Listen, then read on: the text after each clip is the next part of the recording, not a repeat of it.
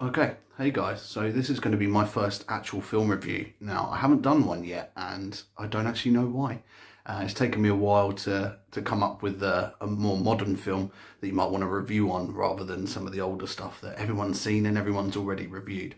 So, obviously I've been doing the figure stuff, been doing some gaming stuff as well. But yeah, I watched a film last night, and I want to give you my thoughts on it. So, watch the New Mutants. What the fuck is that shit all about? Honestly, can anyone out there tell me? Because I don't know what I watched last night. I really don't. The plot just seemed completely non-existent. And all of these young teenage mutants are just locked up together for pretty much no reason. Just seems like they're being tested on, but it's not clear why they're being tested or what they're being tested on exactly. Because the Doctor seems to want to find out what their powers are, but she knows what all of their powers are, bar one, maybe two. Roberta and Danny, I think, might be the only two she doesn't really fully know. So it just seemed a little bit weird to me. Now, the characters themselves, none of them really seem bothered about being locked up with no explanation. Now, if I was locked up with no explanation, other than you're testing on me, or you're watching me and observing me, I'd be pretty pissed off.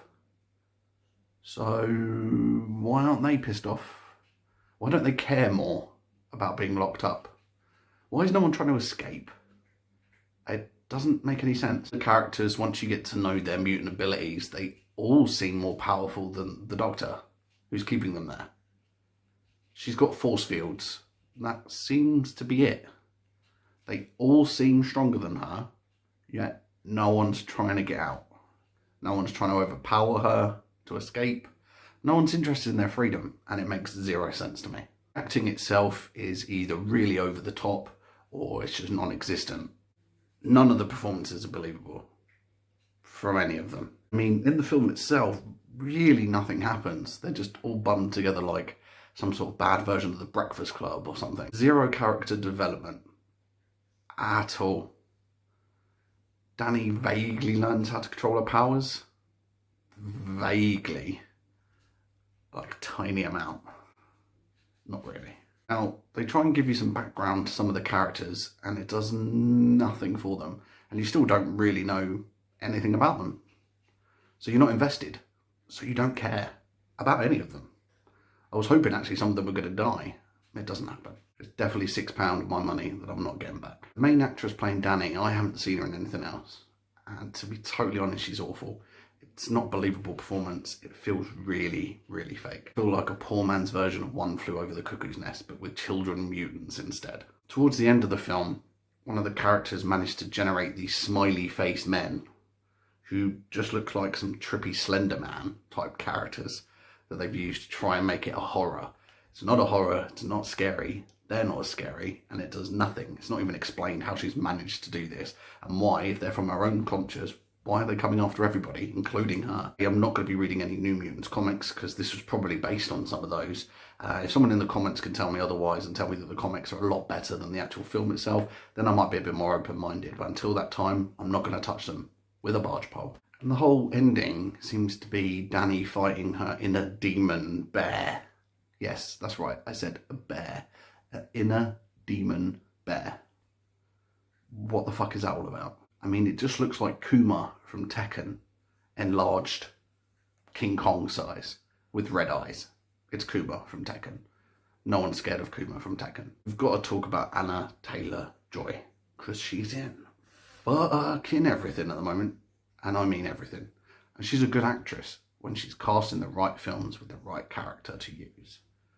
This was some knockoff Russian shit, and it was like your mate who's drunk at a party and he's picked up a Russian accent for some reason and he won't quit for the whole night. It was awful. It was fucking terrible. And she's a good actress. That's how bad this film sucked. She's not believable as a Russian or a blonde. Now we get on to Maisie Williams, and she's another try-hard that fails even harder. Yes, she was good in Game of Thrones. She isn't good in this. Unfortunately, I think she is and always will be Arya Stark from Game of Thrones. Now, I feel like I need to sue someone here, because before I watched this, the trailer honey-dicked me. I thought it was a good trailer and I wanted to watch the film. But also, Google tells us that James McAvoy, Charles Xavier, is in this movie. He's not in this fucking movie at all. I waited all the way through the hour and 34 minutes of pure hatred, and then I went through the whole credits, and he doesn't show up, and I'm fucking furious about it. So in summary, this film's meant to be a superhero horror. It's neither. They're not superheroes, and it's not a horror. It's an epic fail on all levels.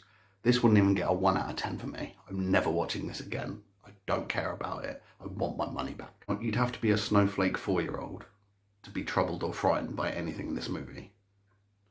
But there is one saving grace. There is one terrifying moment. It's the whole hour and 34 minutes you have to sit through to get to the fucking end. Like, comment, share, subscribe. Peace.